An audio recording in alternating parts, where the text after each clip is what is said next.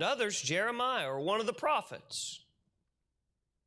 Notice verse number 15. He saith unto them, But whom say ye that I am? Wow. Christ immediately goes from dealing with the Pharisees and the Sadducees, that group of falsely religious folks, and he addresses them in a very bold fashion. I don't know that many of us have that same boldness. He looks at these folks and he says, you are a hypocrite. And he goes from that pinnacle of boldness to a place of vulnerability. He's standing in front of his disciples and he said, what do they think of me? What's the word? Who do they think I am? Wow. That's a humbling question.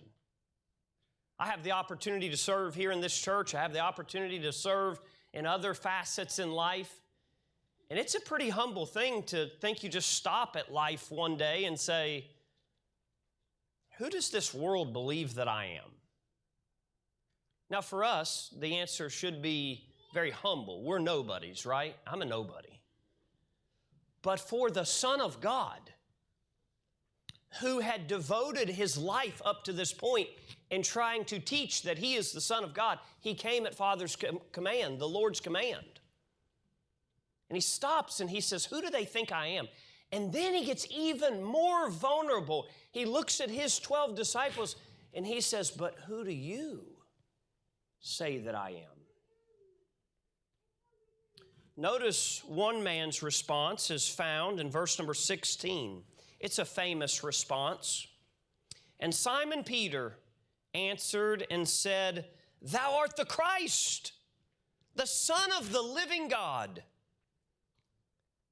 And Jesus answered and said unto him, Blessed art thou, Simon Bar-Jonah, for flesh and blood hath not revealed it to thee, but my Father which is in heaven.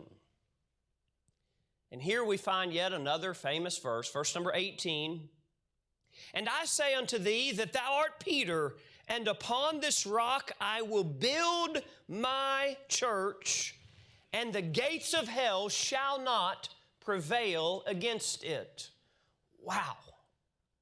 We're right back to Christ's boldness. We went bold, humility, back to boldness.